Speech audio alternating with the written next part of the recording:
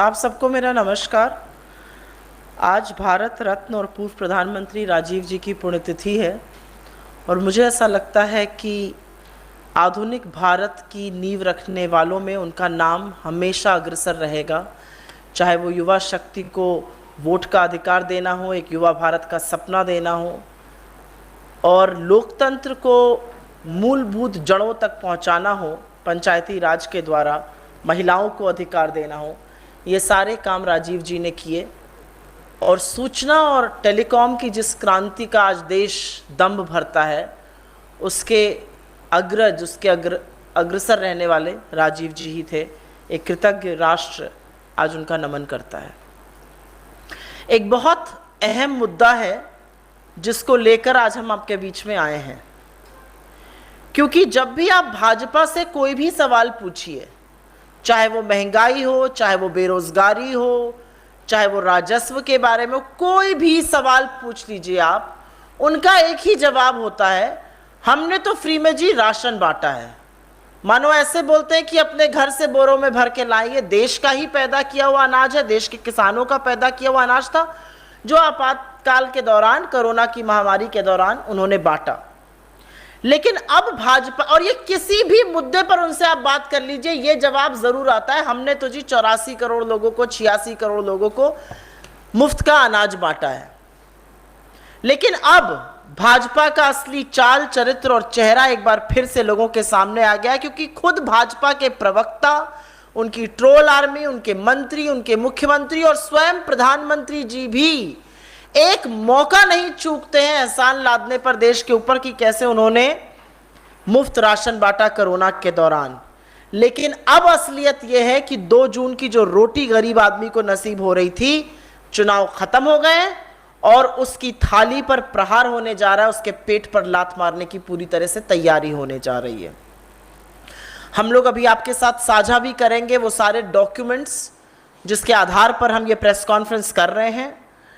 उत्तर प्रदेश सरकार और शासन के कुछ दस्तावेज हैं और इनमें से कुछ जिला आपूर्ति अधिकारियों ने जारी किए हैं, कुछ जिला अधिकारियों ने जारी किए हैं। इसमें से बांदा है, कन्नौज है, गोंडा है, महाराजगंज है, गोरखपुर है, लखनऊ है, तमामों हैं। जो जो हमें मिलता गया हमने आपके साथ अभी साझा करेंगे। ये जो जारी किया गया है, इसमें साफ तौर से कहा गया है कि राशन कार्ड के कुछ अपात्र लोग हैं और वो तुरंत राशन कार्ड जमा कर दें। और वो अपात्र लोग कौन हैं? जिनकी खुद की जमीन ना हो, पक्का मकान ना हो, भैंस, बैल, ट्रैक्टर, ट्रॉली ना हो, मोटरसाइकिल ना हो, वो मुर्गा या मछली का जीविकोपार्जन ना करते हो, आजीविका का कोई और साधन ना हो। अगर ऐसे लोगों के पास राशन कार्ड है तो वो तुरंत सरकार के पास उसको जमा कर दें, और अगर जमा नहीं करेंगे तो सरकार वसूली करेगी। और अभी हम आपको विस्तृत तरीके से बताते हैं क्यों और कैसे वसूली करेगी सरकार एक पर्टिकुलर दाम पर गेहूं और चावल की, और अगर आपने वो भी नहीं किया तो आपकी संपत्ति की कुर्की की जाएगी। मतलब भाजपा की सरकार में, केंद्र और उत्तर प्रदेश की तथाकथित डबल इंजन की सरकार में, गरीब को और गरीब बनाकर कैसे रखना है, यही सारा मामला है। चुनाव खत्म, बड़े बड़े दावे खत्म, हर झोले पर छपकर प्रधानमंत्री और योगी जी की तस्वीरें आती थी वो खत्म। अब गरीब का निवाला छीना जाएगा, गरीब के मुंह से कौर छीना जाएगा। दिक्कत सिर्फ ये नहीं है कि फर्जी राशन कार्ड को लेकर, तथाकथित फर्जी राशन कार्ड को लेकर सरकार का ये रवैया है। अब आप निर्ममता और क्रूरता देखिए इस सरकार की। इस देश में 84% लोगों की आय कम हो गई है। इस देश में बेरोजगारी 8% के पार है। नौकरियां चली गई, महंगाई से आप लोगों की कमर तोड़ ही रहे हैं। और अब आपने ये निर्णय लिया है कि राशन कार्ड वापस होंगे, और अगर आपने वापस नहीं किया तो ध्यान से सुनिएगा, 24 रुपए किलो पर आपसे गेहूं की वसूली होगी। और ये वो अनाज है जो आपको कोरोना काल के दौरान दिया गया था, तो ये रिट्रोस्पेक्टिव वसूली होगी। 24 रुपए प्रति किलो गेहूं की और 32 रुपए प्रति किलो के हिसाब से चावल की वसूली होगी। यही नहीं रुकती है क्रूरता और निर्ममता। नमक, तेल, दाल, मटर जो पिछले कुछ महीनों में दी गई लुभाने के लिए चुनाव के दौरान, उसकी वसूली मार्केट रेट पर होगी। और अगर यह वसूली नहीं हो पाई तो आपके घरों की, आपकी संपत्ति की कुर्की होगी। यह शासन आदेश आया है उत्तर प्रदेश की सरकार से, जिसका अनुसरण, जिसका क्रियान्वयन उत्तर प्रदेश के हर जिले में हो रहा है। हर जगह लोगों को कार्ड सरेंडर करने से मजबूर किया जा रहा है। मैं एक ही सवाल पहले पूछना चाहती हूं। मोटरसाइकिल पढ़ के मेरे दिमाग में एक सवाल आया कि गांव में मोटरसाइकिल होती है, घरों में मोटरसाइकिल। जिस घर में मोटरसाइकिल है और वहां पर लोगों की नौकरी चली गई, काम नहीं था कोरोना काल के दौरान, बच्चों को खिलाने के लिए ना पैसा था ना अनाज था, और खाद्य सुरक्षा बिल के तहत उन लोगों को अनाज पहुंचा, उस मोटरसाइकिल का क्या फायदा हुआ? तो अब आपने, क्योंकि उसका तब पेट भरा था, अब उसके पेट पर लात मारेंगे। ऐसे तमाम जिन कारणों को लिस्ट आउट किया गया वो इसी तरह के कारण है। हम आपके साथ जो डॉक्यूमेंट साझा करेंगे उसमें यह होगा। एक और बड़ा सवाल है, और यह बहुत अहम सवाल है, कि कुर्की की धमकी देकर, वसूली का डर दिखाकर तो चलिए आप राशन कार्ड जब्त करा लीजिएगा, लेकिन अगर ये तथाकथित राशन कार्ड अपात्रों के पास पहुंचे थे तो उन अधिकारियों का क्या होगा जिन्होंने इसको जारी किया था? शासन के वो तमाम अधिकारी जिन्होंने ये अपात्रों को तथाकथित राशन कार्ड जारी किया था, उनके खिलाफ क्या एक्शन लिया जाएगा? एक्शन सिर्फ गरीब, एक्शन सिर्फ बेरोजगार, एक्शन सिर्फ मजबूर लोगों के खिलाफ लिया जाएगा, जनता जनमानस के खिलाफ लिया जाएगा। इन लोगों के खिलाफ क्या एक्शन लिया जाएगा, ये सवाल तो पूछना जरूर बनता है, क्योंकि जारी तो सरकारी अधिकारियों ने ही किए थे। या तो हम ये माने कि चुनाव के पहले खूब प्रोत्साहित किया गया, सबको जारी करो राशन कार्ड, सबके घर पहुंचे वो झोला छपी हुई तस्वीरों के साथ, सबको हम ढिंडोरा और झुंझुना बजाएं कि हमने फ्री राशन बांटा, और जब चुनाव खत्म हो गया तो सरकार वसूली पर उतर आई। इसके अलावा इसका कोई और मुझे तो विस्तृत विवरण नहीं समझ में आता है। एक बात और बहुत जरूरी है, 2013 का जो खाद्य सुरक्षा कानून है वो ये साफ तौर से अंकित करता है कि किस राज्य में कितने लोगों को ग्रामीण और शहरी क्षेत्रों में कवर करना होगा खाद्य सुरक्षा से। उत्तर प्रदेश के लिए ग्रामीण क्षेत्रों में यह आंकड़ा 79.5 करीब 80% है, और शहरी क्षेत्रों में यह आंकड़ा 64% से थोड़ा सा ऊपर है। अप्रैल 2022 की फूड ग्रेन बुलेटिन, जो कांग्रेस पार्टी नहीं मोदी सरकार जारी करती है, अप्रैल 2022 की पिछले महीने की फूड ग्रेन बुलेटिन के अनुसार उत्तर प्रदेश के 15 करोड़ 20 लाख लोग इसमें एलिजिबल हैं। तो अब सवाल यह उठता है कि जब आप लोगों से जबरन राशन कार्ड जमा करवा रहे हैं तो क्या आप यह सुनिश्चित कर रहे हैं कि खाद्य सुरक्षा अधिनियम के तहत उनको लाभ मिले? क्योंकि राशन कार्ड जब जमा हो जाएगा तो 2 रुपए किलो पर भी अनाज नहीं मिलेगा। आप ये कैसे सुनिश्चित करिएगा कि जो कानूनी आवश्यकता है, जो लीगल रिक्वायरमेंट है खाद्य सुरक्षा अधिनियम के तहत, करीब 80% ग्रामीण और 64% से ऊपर शहरों में वो पूरा हो? क्या प्रबंध कर रही है सरकार खाद्य सुरक्षा देने के लिए? क्योंकि ये लीगल रिक्वायरमेंट है, this goes into the remit of law. और इसीलिए हमारे कुछ सवाल हैं। जो नए मानक बने हैं, जिसमें एक मोटरसाइकिल, मुर्गी पालन, अगर आपके सर पे छत है, आप भले बेरोजगार हो, ये जो नए मानक बने हैं, क्या ये राशन कार्ड देते वक्त बनाए गए थे? पहला सवाल। हमारा दूसरा सवाल है, ये मानक राशन कार्ड देने के बाद क्यों बदले गए? तथाकथित अपात्रों को अगर राशन कार्ड पहुंचा तो कार्यवाही अधिकारियों के खिलाफ क्यों नहीं हो रही है, गरीबों के खिलाफ क्यों हो रही है? अपात्रों के पास अगर राशन कार्ड पहुंचा तो दिक्कत तो अधिकारियों की थी, अगर राजस्व का तथाकथित नुकसान हुआ है तो उनकी क्या जवाबदेही है? अगर अपात्रों वाली बात हम आपके लिए, आपका छल 1 मिनट के लिए मान भी लें सच है, तो आप सो क्यों रहे थे? चुनाव के पहले आपने क्यों नहीं ये प्रक्रिया करी? आपने क्यों चुनाव में ये इंड्यूसमेंट किया? क्यों आपने चुनाव में ये प्रलोभन दिया? क्यों आपने चुनाव में झोले छपवाए अपने चेहरों के साथ? अपने घर से तो राशन नहीं ला रहे थे, वो तो खूब बांटा, खूब वोट पाए, और उसके बाद अब आप इसको खत्म कर रहे हैं। तो चुनावों के पहले ये कार्रवाई क्यों नहीं हुई थी? कानूनी आवश्यकता जो है उसके तहत खाद्य सुरक्षा से लोग वंचित हो जाएंगे, ये इंश्योर कैसे करेगी यूपी गवर्नमेंट ना हो? और अंत में क्या उत्तर प्रदेश की सरकार खाद्य सुरक्षा अधिनियम की कानूनी आवश्यकता, विच इज करीब 80% ग्रामीण और करीब 64% शहरी को पूरा कैसे करेगी, ये जरूर बताएं। हम अंत में सिर्फ यही कहते हैं कि क्या जनहितकारी योजनाएं भी अब चुनाव का समय देखकर बनेंगी? और अगर ऐसा होता है तो सरकारों की क्या विश्वसनीयता है? उनकी नीयत और नीति पर सवाल कैसे नहीं उठेंगे? चुनाव के पहले जो free ration free ration free ration का रट लगा लगा के जिन्होंने कान पका दिए, आज वो, और खूब झोले छपवाए, आज वो जनता पर एहसान लादने के बाद जनता का मुंह का निवाला, जनता की थाली पर प्रहार क्यों कर रहे हैं? और क्या यह माना जाए कि लोगों का पेट भारतीय जनता पार्टी सिर्फ वोट के लिए भर रही थी, और अब जब वोट का काम पूरा हो गया है तो लोगों को भूखमरी से जूझने के लिए छोड़ दिया जाएगा?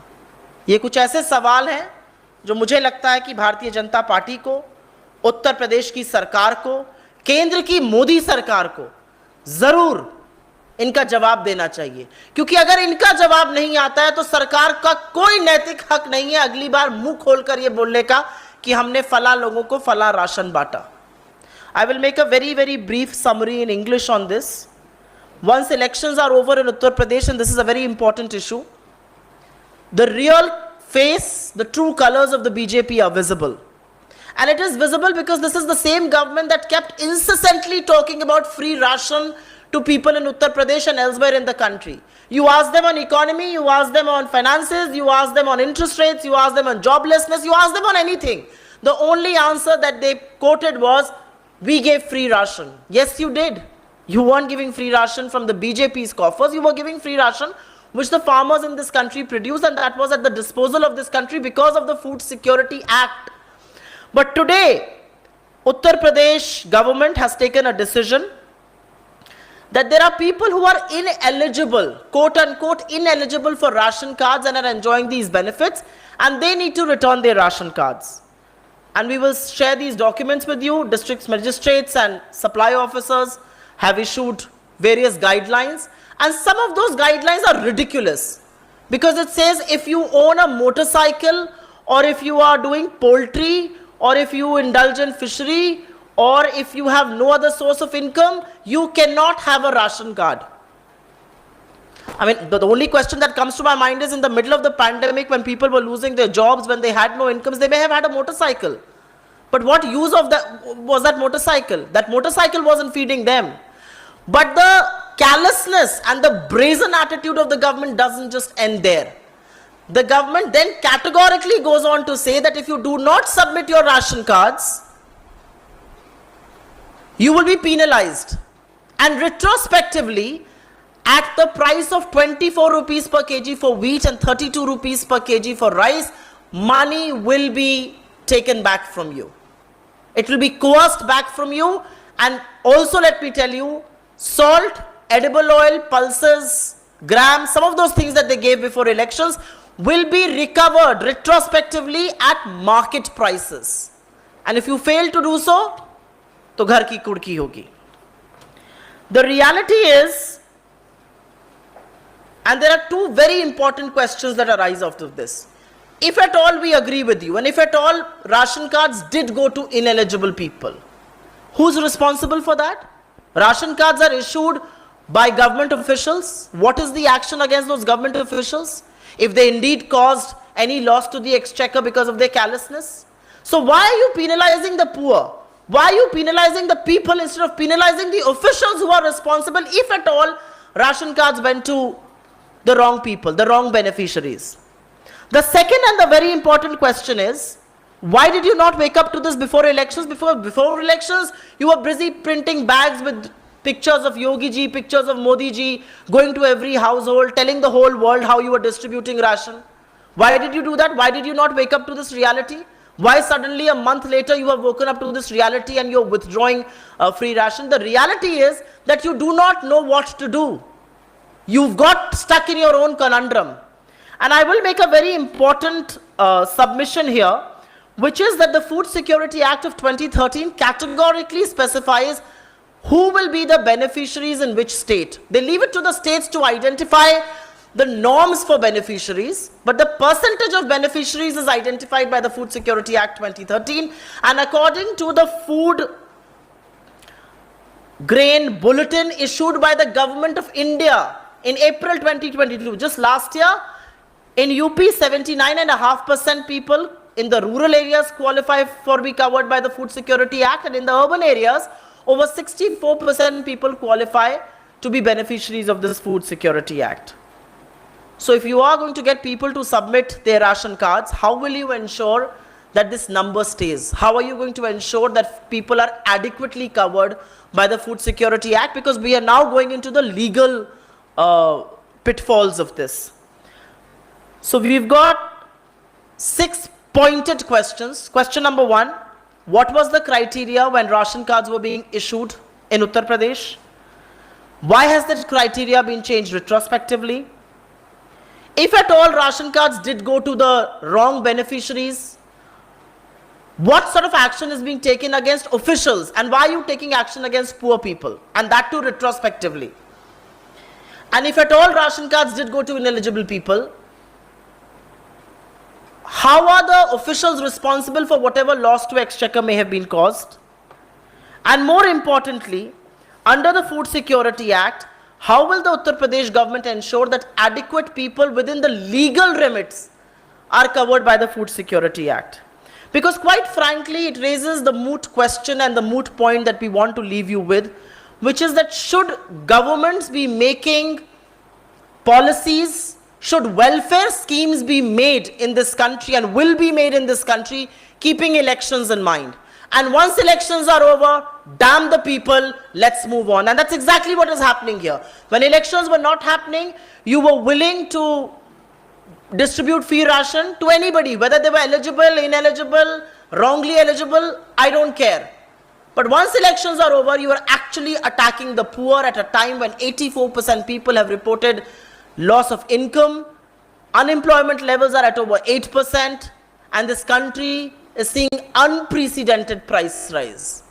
We will only urge the Modi government and the Yogi government to rethink, to stand by our people and to ensure that not a single Indian goes to bed hungry.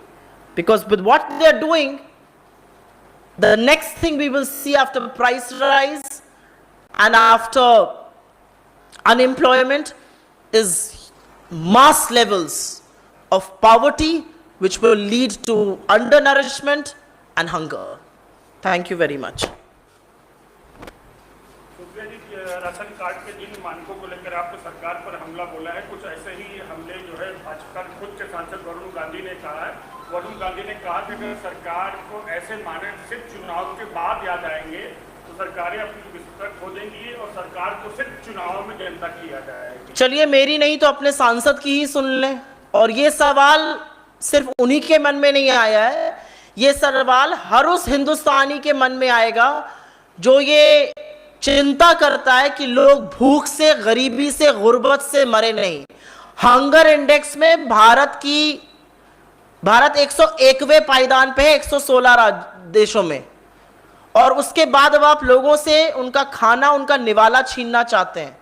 अर्थव्यवस्था ठीक होती, समृद्धि रहती, संपन्नता रहती, तो शायद आप ये रिव्यू कर भी सकते थे। ये राशन कार्ड आपने बांटे हैं, इस राशन कार्ड के बूथे पर आपने वोट लिए, इस राशन कार्ड का भद्दा ढिंडोरा पीट पीट कर एहसान लोगों पर आपने लादा, और अब बजाय अपने अधिकारियों को दंडित करिए, बजाय आप तरीके ढूंढिए कि कैसे ये खाद्य सुरक्षा बनी रहे, आप इसी को खत्म करना चाहते हैं। यह सच है कि जब कोरोना की महामारी आई थी, इस देश में दो ही चीजों ने संजीवनी का काम किया था। एक खाद्य सुरक्षा बिल था और दूसरा मनरेगा था। और दोनों पर ही भाजपा के नेताओं ने और प्रधानमंत्री ने पहले क्या टिप्पणियां करी हैं, यह सार्वजनिक रूप से अवेलेबल है, मुझे रिपीट करने की जरूरत नहीं है। लेकिन यह सच है कि गरीब की थाली पर ठोकर मांगने का काम जो भारतीय जनता पार्टी की सरकार कर रही है वो सर्वथा गलत है, पाप है। ये घर के राशन कार्ड के लिए घर की पूर्ति जब्ती करना, इसको आप कितना न्याय संगत मानती है? और क्या ऐसा हो सकता है कि जो लोग राशन कार्ड के बहुत सारे लोग हैं जो उसका गलत उपयोग करते हैं, तो सरकार इसके लिए भी सकती है? मुझे ऐसा लगता है अगर कोई गलत उपयोग कर रहा है तो उसके खिलाफ कार्रवाई होनी चाहिए, लेकिन डराकर धमकाकर क्या धमकियां दी जा रही हैं। अगर आपने राशन कार्ड जमा नहीं किया आपकी संपत्ति की कुर्की होगी, अगर आपने राशन कार्ड जमा नहीं किया तो वसूली होगी। और वसूली कैसे होगी? रिट्रोस्पेक्टिवली। जो राशन आपको मिल चुका है उसकी वसूली होगी। 24 रुपए प्रति किलो गेहूं, 32 रुपए प्रति किलो चावल, दाल, तेल और नमक की वसूली मार्केट रेट पर होगी। तो सबसे पहले तो यही गलत है, रिट्रोस्पेक्टिव वसूली कैसे करते? और क्या ये मानक थे जब राशन कार्ड दिया गया था? ये मानक कैसे बदले? और मानक क्या है? आपके सर पर अगर छत है तो आपको राशन नहीं मिलेगा। हो सकता है मेरे सर के ऊपर छत हो लेकिन मेरी कोई आय नहीं हो, मेरी कोई मजबूरियां हो, मेरी कोई नौकरी नहीं हो, और इसलिए मुझे राशन कार्ड पे फ्री का अनाज चाहिए, सस्ता अनाज चाहिए। मोटरसाइकिल है तो आपको नहीं मिलेगा। गांव में कितने घरों में मोटरसाइकिल होती है? उन घरों के लोगों से जाके पूछिए आय कैसे छिन गई है, रोजगार कैसे नष्ट हो गए। 2 जून की रोटी खाना मुश्किल है, लोग चावल उबालकर खाने को मजबूर है, और आप उनसे उनकी आय और नौकरी तो आपने छीन ही ली है। अब आप उनकी थाली में जो रखा थोड़ा बहुत खाना था वो भी छीन लीजिए। तो ये सर्वथा गलत है, ये कहीं किसी तरह से न्याय संगत नहीं है। ये सिर्फ एक दम्भी, अहंकारी, क्रूर सरकार कर सकती है जो वोट की राजनीति। वोट के लिए तो आपने बड़ा छपवाए थे झोले, अब वो झोले कहां गए? अगर इस पे कोई और सवाल हो तो ठीक है, otherwise we can take another question. Madhya Pradesh के नीमच में भंवरलाल जैन नाम के बुजुर्ग की कसरत पीट हत्या की गई। भाजपा के पूर्व पार्षद के पति ने उसे कहा तेरा नाम मोहम्मद है, तेरा नाम क्या है, जल्दी तो अपना नाम बता। अपने आधार कार्ड देखा, जब नहीं दिखा पाया तो उसको उसकी पिटाई की गई, भंवरलाल जैन की मृत्यु हो गई। मेरे सुनने में आया था कि कल प्रधानमंत्री जी ने कहीं पर कुछ बोला था कि देश में किस तरह की भाषा का उपयोग होना चाहिए, प्रेम और सौहार्द की भाषा होनी चाहिए, बंटवारे की नहीं होनी चाहिए। मुझे ऐसा लगता है दुनिया में ज्ञान बांटने के जगह अगर प्रधानमंत्री अपनी पार्टी के विषाक्त लोगों से थोड़ा ज्ञान साझा करें, थोड़ी अपनी मौन और चुप्पी तोड़ें जब धर्म और जाति के नाम पर लोगों को पीटा जाता है, नरसंहार होता है, तो शायद देश में ये सारी चीजें होनी कम हो जाएंगी। और मैं बार बार ये बात कहती हूं कि ये जो सांप्रदायिकता की आग लगा रही है भाजपा, ये पूरी बस्ती में लगेगी, घर किसी का नहीं बचेगा। तो आज जैन जी की हत्या करी गई है, कल किसी और की करी जाएगी। पर इस नफरत को कहीं तो थमना होगा, क्योंकि नफरत किसी चीज का समाधान नहीं है, नफरत से कोई बच नहीं सकता है। डन हो गया।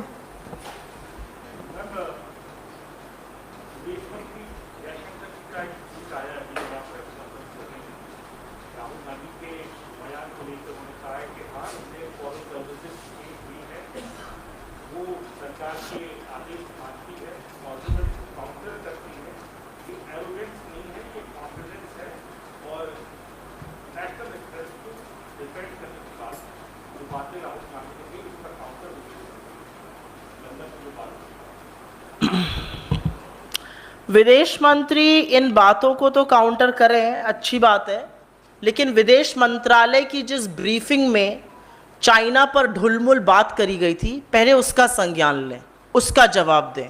आज चीन ने, और कल इस प्लेटफॉर्म के माध्यम से आपको ये बात बोली भी गई थी और हमने एड्रेस भी करी थी, आज चीन ने एक पुल के बाद दूसरा पुल बना लिया। वांटेज पोजीशंस पर आज भी चीन बैठा है, उस पर विदेश मंत्री जी नहीं बोलते हैं। विदेश मंत्री जी से मैं एक और सवाल पूछना चाहती हूँ, चलिए आप डरकर चीन का नाम नहीं लेते हैं, चीन को आप लगातार 2 सालों से अपना सबसे बड़ा ट्रेडिंग पार्टनर क्यों बनाते जा रहे हैं? और चीन को हम इतना धंधा दे रहे हैं जो कि हमारे अपने डिफेंस बजट से ज्यादा है, तो कहीं ना कहीं मोदी सरकार चीन की आर्मी को फंड कर रही है कि वो देश में बैठकर देश विरोधी गतिविधियां करे, क्योंकि अपने डिफेंस बजट से ज्यादा आयात आज आप चीन से कर रहे हैं। अगर जयशंकर जी मुझे इस बात का जवाब दे दें तो मैं उनसे और भी सवाल पूछना चाहूंगी, लेकिन वो जवाब नहीं देंगे, और वो जवाब इसलिए नहीं देंगे क्योंकि इस सरकार के पास चीन का नाम लेने की हिम्मत नहीं है, सवालों का जवाब देने की हिम्मत नहीं है, इस देश की भूभाकीय अखंडता पर जो प्रहार हो रहा है उसका संज्ञान लेने की हिम्मत नहीं है। इनके पास हिम्मत सिर्फ यह है कि अगर कोई निडर और निर्भीक होकर सवाल पूछता है तो उसको अटैक करो एक ट्रोल बनकर। आप दो रुपल्ली के ट्रोल नहीं है, आप इस देश के विदेश मंत्री हैं, थोड़ी गरिमा बनाकर रखिए। जी मैम, कांग्रेस के जो कई नेता पिछले दिनों में पार्टी छोड़ी है, उन्होंने उसको लेकर शिवसेना ने अपने मुखपत्र सामना में चिंता जाहिर की है और कहा है कि स्थिति ऐसी हो गई है कि समझ में नहीं आ रहा कांग्रेस को शायद कि पैबल कहाँ लगाए, इस कदर स्थिति खराब हो गई, इसमें क्या है? हम हर उस शुभ चिंतक की चिंता का आभार करते हैं जो हमारे लिए चिंता करता है, लेकिन मुझे ऐसा लगता है कि कांग्रेस छोड़ के जाने वाले और कांग्रेस में रहने वाले दो बड़े विपरीत तरीके के लोग हैं। और यह हम लोगों ने पहले भी इस मंच के माध्यम से कहा है कि आज जो देश की राजनीति है, जिस फंडामेंटल तरीके से लोकतंत्र बदल रहा है, जिस तरह से पैसे का दुरुपयोग हो रहा है, जिस तरह से एजेंसीज का दुरुपयोग हो रहा है, जिस तरह से राजनीतिक प्रतिद्वंदियों को दुश्मन मानकर उनके साथ बर्ताव हो रहा है, वो कहीं ना कहीं इस fundamentally reshaping the Indian economy, Indian polity and Indian society and Indian democracy. और ऐसे में जो डटकर लड़ाई करेगा वो साथ रहेगा। और मेरा हमेशा से एक चीज का मानना है, शायद छोटे मुंह बड़ी बात होगी,